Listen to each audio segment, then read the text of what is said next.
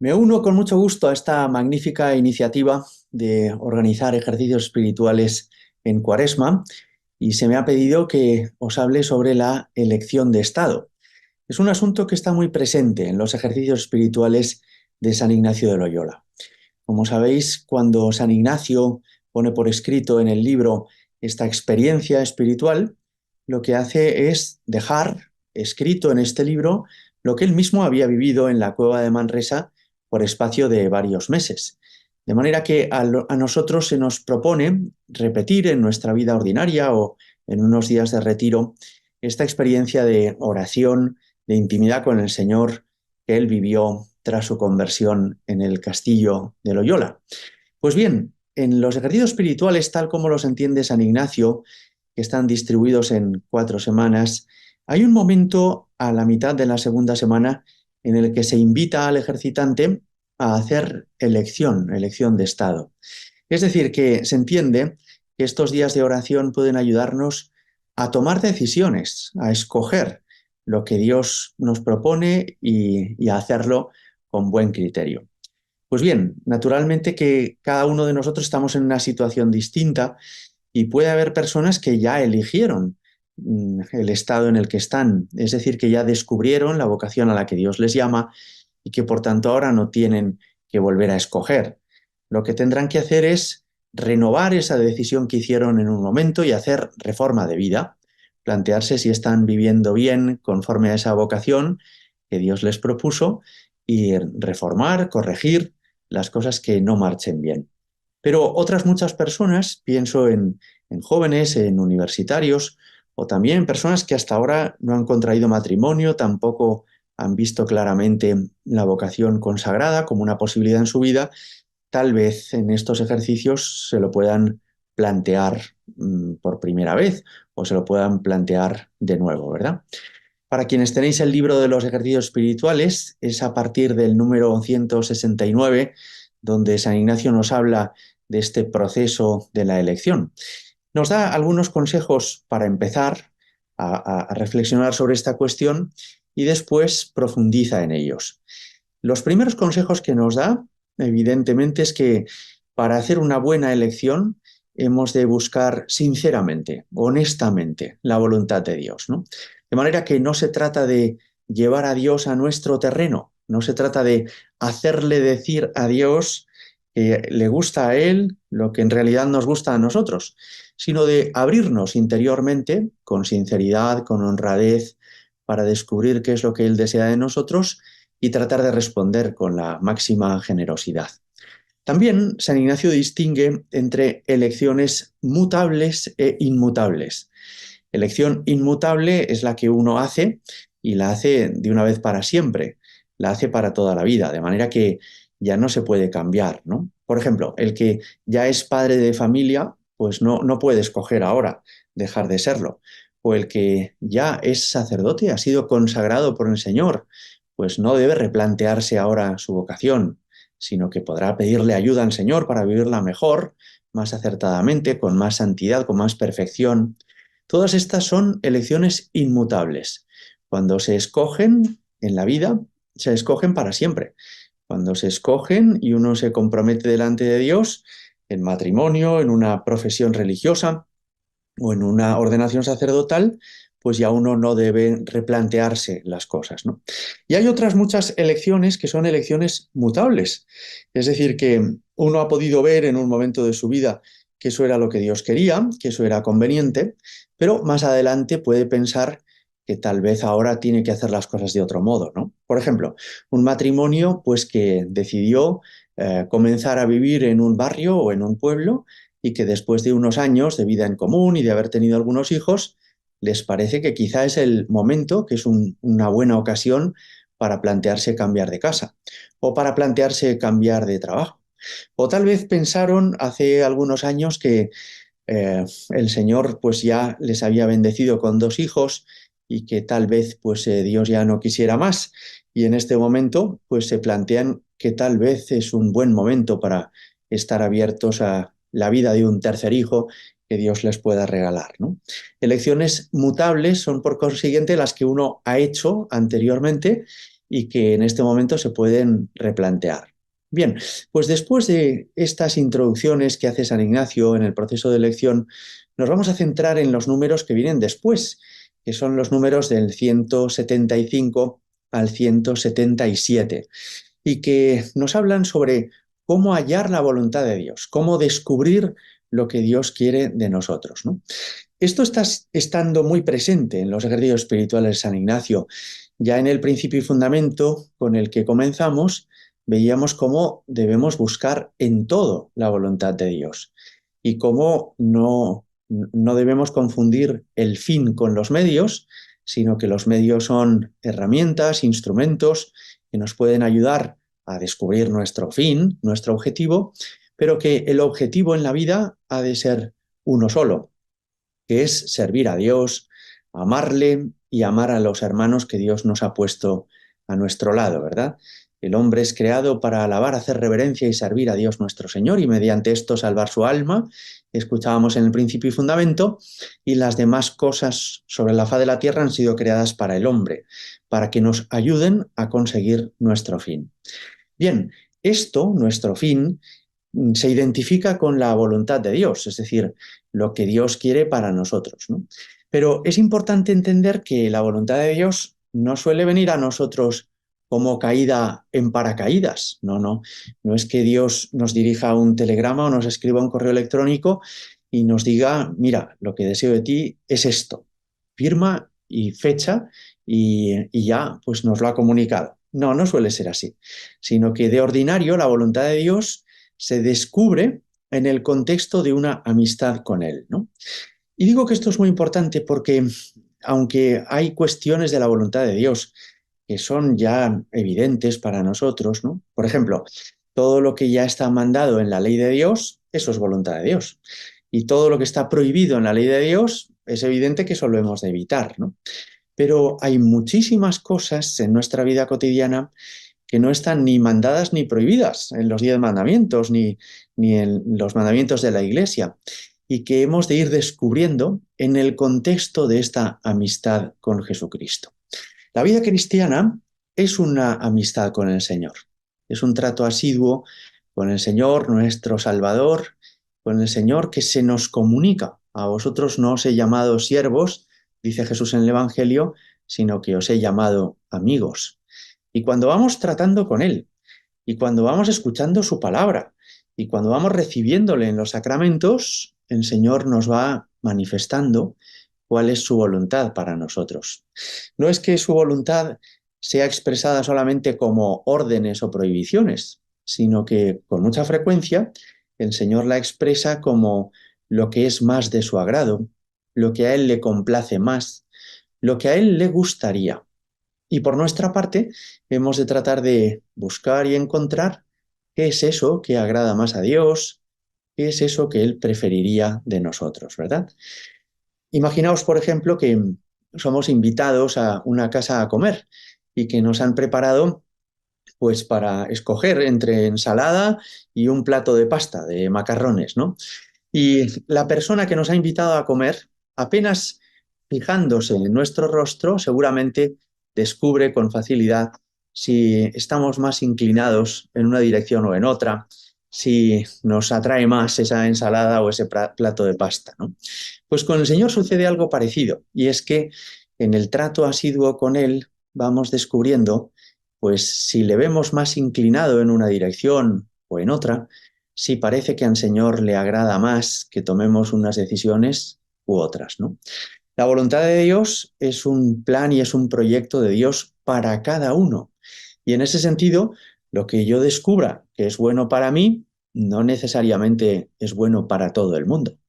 Puede, por ejemplo, una persona entender que a Dios le agradaría que se ofreciera para ser catequista en su parroquia. Y tal vez otra entendiera que lo que Dios le está pidiendo es que se ofrezca como voluntario de Cáritas. ¿Qué es mejor, lo uno o lo otro? Pues depende. Para cada persona hay un plan de Dios, hay un plan propio y específico, hay una voluntad de Dios muy concreta. ¿Cuáles son los criterios con los que hemos de hacer convenientemente esta elección, ¿no? Esto sirve para muchas cosas en la vida, como os decía, elecciones mutables, elecciones inmutables, ¿no? No solamente para descubrir si yo tengo que vivir consagrado a Dios o si habré de tener un trabajo profesional y formar una familia, sino que también nos puede servir para descubrir si hemos de dar un paso en nuestra vida espiritual, si quizá este es el momento para ofrecernos para alguna tarea en la vida de la Iglesia, si hemos de dar a nuestro verano o a nuestras vacaciones un estilo u otro, etcétera, ¿verdad? El objetivo, como os decía al inicio, es cumplir la voluntad de Dios. Y para eso, liberarnos de nuestros afectos desordenados, es decir, de los apegos que hay en nuestro corazón, cosas o personas que nos importan demasiado y que tenemos tan metidas en el corazón que a veces no somos libres para hacer lo que Dios quiere porque estamos como un poco esclavizados, ¿no? En esos gustos personales que tenemos. Bien, pues San Ignacio nos dice que Dios suele mostrar su voluntad de una de estas tres maneras, en el contexto de esa amistad que hemos de tener con Jesucristo. Y esto es a lo que él llama tiempos de elección. Lo llama así tiempos de elección porque podría darse uno y si no el segundo y si no el tercero, en un tercer momento. Pero también, además de tiempos de elección, lo podríamos llamar modos de descubrir la voluntad de Dios, si no me equivoco. Y como os decía, lo tenemos en los números 175 a 177 del libro de los ejercicios espirituales. El primer tiempo de elección, dice San Ignacio, es cuando una persona ni duda ni puede dudar lo que Dios le está pidiendo. ¿Qué significa esto? Pues muy sencillo, hay ocasiones en las que la voluntad de Dios es patente. El Señor nos lo muestra de una manera evidente. Por poner un ejemplo, la vocación de San Mateo. San Mateo era publicano, estaba en la mesa de su despacho donde cobraba los impuestos a los israelitas y se acercó Jesús, entró en aquella oficina y le dijo, Mateo, ven y sígueme. De manera que no sabemos si le costó o no le costó esfuerzo tomar esa decisión, pero desde luego dudas sobre lo que Jesús le pedía no tuvo. Fue para él evidente. El Señor entró y el Señor se lo pidió. Ya está. O por ejemplo, la conversión de San Pablo. Él iba camino de Damasco, pretendía encarcelar más cristianos y el Señor, con una luz cegadora, pues le derriba y le dice, Saulo, Saulo, ¿por qué me persigues? Vete a la ciudad y busca a Ananías. Bueno, pues quizá esto le desconcertó a San Pablo y quizá le dejó muy, muy impresionado de la rotundidad con la que esa voz le hablaba en el corazón. Pero no debió de tener muchas dudas. Era tan evidente lo que Jesús le pedía. Tenía que ir a la ciudad, tenía que buscar a Ananías. Era Jesús quien le hablaba de esta manera tan clara, ¿no? ¿Puede una persona descubrir la voluntad de Dios de esta forma? Sí, aunque no sea muy frecuente, pero en ocasiones sucede que Dios habla claramente y que hay personas que entienden sin género de dudas lo que Dios les está pidiendo. Recuerdo una persona que vino a decirme que estaba rezando por la curación de su padre y que no estaba muy seguro, dado que su padre tenía más de 90 años, que fuera voluntad de Dios que siguiera pendiente de su padre y de su curación. Y al cabo de unas semanas vino a decirme, mire padre, para mí ya está clara la voluntad de Dios. Me sorprendió y le dije, ¿y cuál es? Y me dijo, mi padre ha fallecido ayer después de esta enfermedad, con más de 90 años, y por tanto para mí ya queda suficientemente claro que yo ya debo ocuparme de mi mujer y de mis hijos y que la tarea de ocuparme de mi padre ha terminado ya. Pues sí, a veces Dios muestra su voluntad de una manera muy clara, hablando no solamente al corazón, sino incluso por los acontecimientos, ¿no? Puede una persona, por ejemplo, estar muy enamorada de otra y pensar que tal vez con esa persona pueda tener un proyecto de vida, formar un matrimonio, construir una familia. Pero si esa otra persona le rechaza, si lo hace varias veces, pues llega un momento en que ya no tendrá duda de que esa persona no es para él o no es para ella, ¿no? Dios en ocasiones muestra su voluntad de una forma patente Y lo hace hablando al corazón o lo hace permitiendo que sucedan cosas que no nos permiten albergar el más mínimo género de duda. En segundo lugar, y es en segundo tiempo de elección, en ocasiones Dios no habla de esta forma tan clara, pero deja suficientes señales en nuestra vida. Es el que llamamos el segundo tiempo de elección. Y San Ignacio explica que a veces lo hace el Señor con consolación y desolación. Es decir, hablándonos en el corazón y dejándonos paz, consuelo, alegría espiritual en unas circunstancias o desconsuelo, turbación del alma, sufrimiento en otras circunstancias. Y Dios se sirve de estos sentimientos que brotan en el corazón para mostrarnos su camino. Con un ejemplo se puede entender mejor esto. Recordaréis seguramente ese cuento que nos contaban cuando éramos pequeños de Pulgarcito y que nos decían que Pulgarcito había ido dejando piedrecitas en el camino desde que salió de su casa para después poder volver a encontrar por ese camino el lugar de su hogar, ¿no? Pues bien, ninguna de esas piedrecitas sería por sí sola suficiente para que Pulgarcito encontrara su casa, pero todas juntas van haciendo una línea, un sendero, un camino, y bastaba con que Pulgarcito tomara una piedra y después la siguiente y más tarde la que venía después para terminar encontrando su casa. Pues así procede a veces Dios con nosotros. Uno no podría decir que Dios le mostró su voluntad a lo mejor el 12 de marzo de 2024. No, pero sí que descubre que Dios ha ido dejando en su vida suficientes muestras de su voluntad.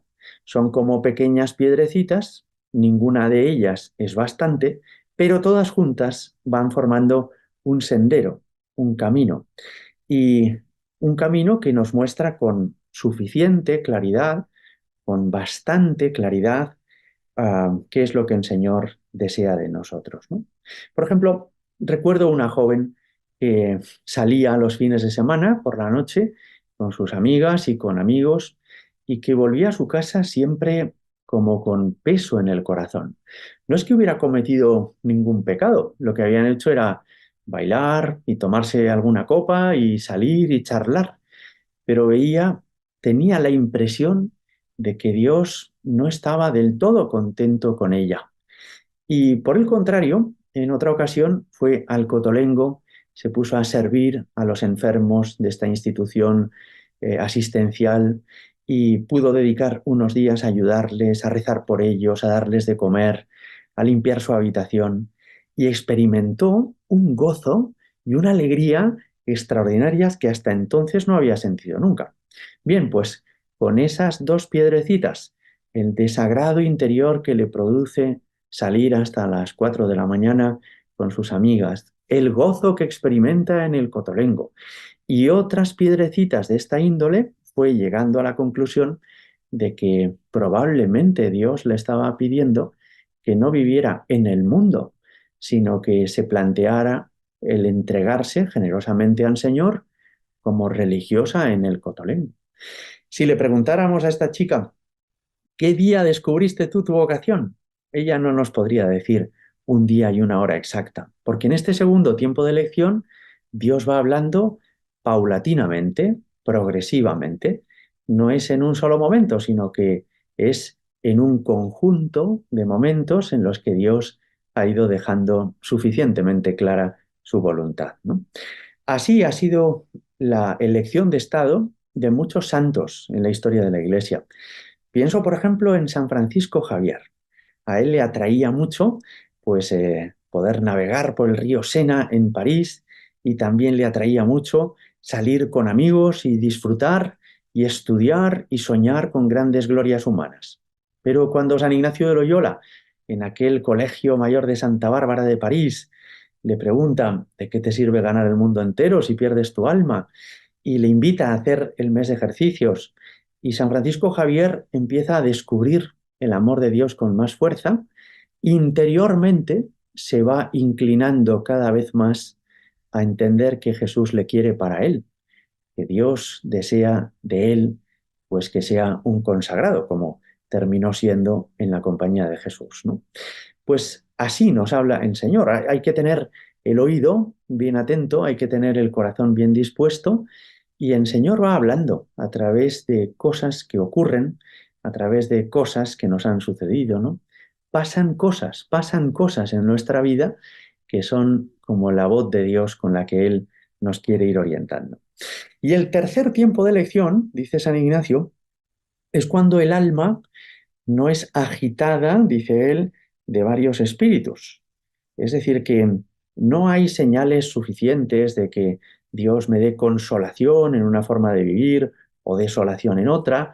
No hay señales suficientes de que Dios vaya orientando mis pasos como si yo fuera pulgarcito en una dirección concreta. Pero Dios permite que uno utilice de sus potencias naturales, es decir, de su razón iluminada por la fe, para ir tomando la decisión más adecuada. Y uno la puede ir tomando libre y tranquilamente. ¿Cómo se hace esta elección o descubrimiento de la voluntad de Dios en el tercer tiempo de elección? Bueno, pues hay personas, muchas, que no tienen muy claro lo que Dios les pide en un momento de su vida y tampoco les ha parecido que Dios haya ido dejando claras muchas señales, ¿no? Y entonces, ¿qué han de hacer? Pues lo que han de hacer es poner en una balanza pues las ventajas y los inconvenientes que tendría tomar una determinada decisión, de manera que vaya sopesando pues si hay más ventajas o más inconvenientes de ir en un camino, en una dirección o en otra, ¿no? Y entonces se ha de tomar esta decisión con la razón iluminada por la fe.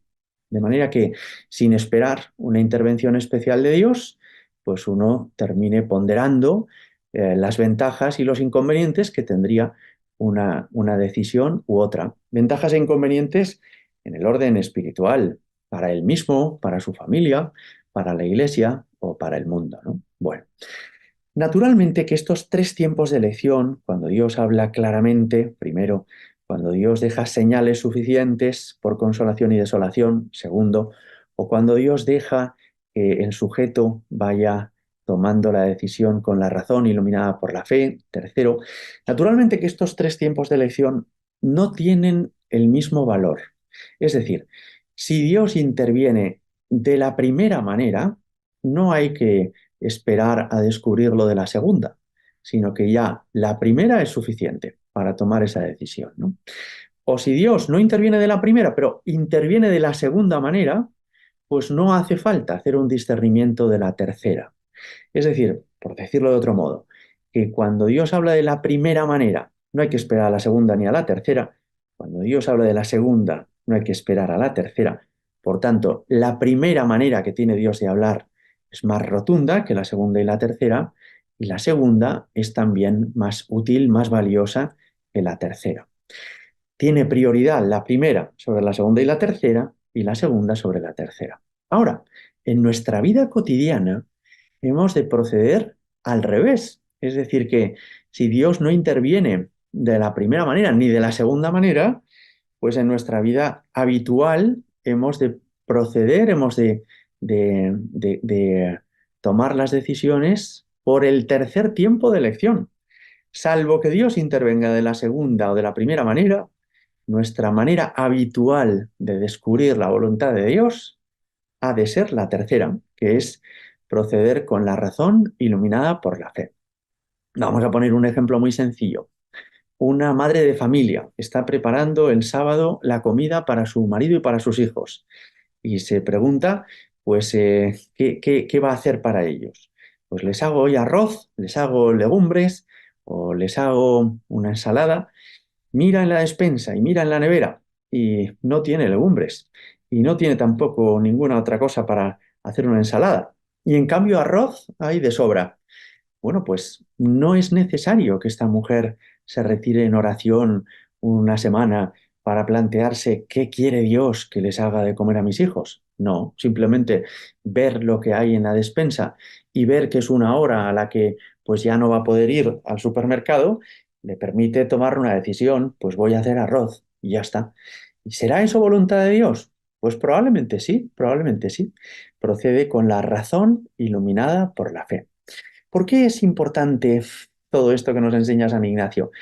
Pues mirad, porque nos ayuda por un lado a ser muy respetuosos en buscar la voluntad de Dios y en dejar que sea el Señor quien nos oriente, pero al mismo tiempo no permite que esto nos paralice. Una persona no puede, pues a mediodía, cuando tiene que preparar la comida para sus hijos, decir, voy a marcharme a rezar para que Dios me muestre y me revele qué es lo que tengo que hacer de comida. Pues no, sino que con la razón iluminada por la fe voy tomando las decisiones adecuadas en la vida cotidiana, ¿no?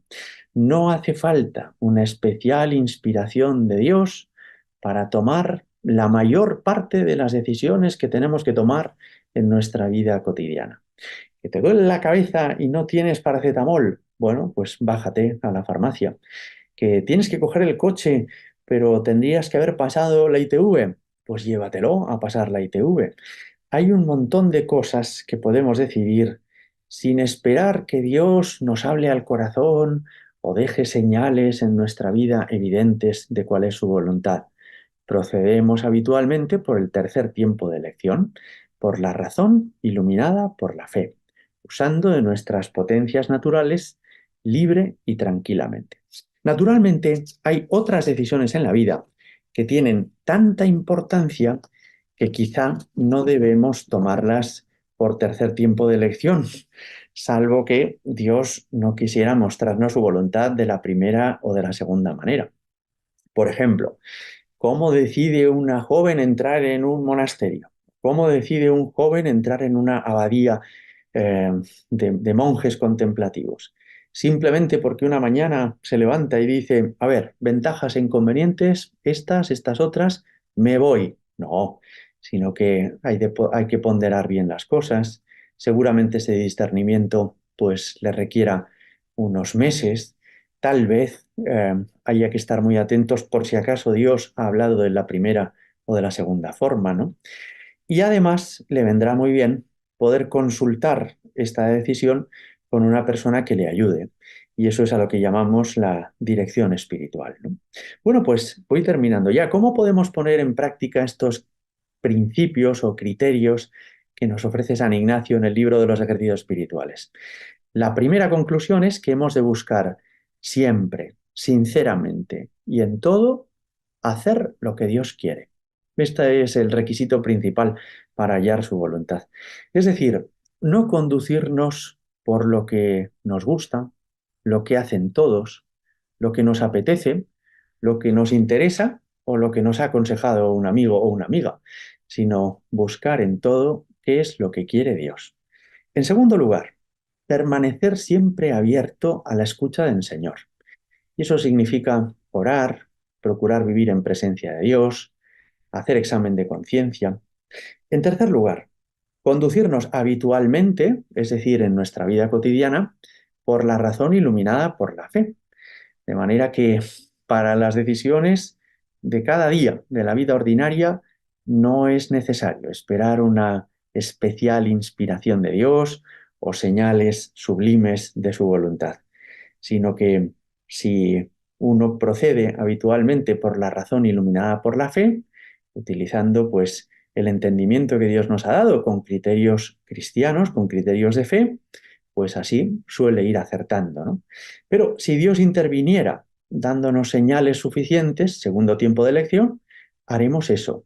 Y si Dios interviniera con el primer modo que tiene de comunicarse, que es de una forma clara, patente, entonces haremos eso.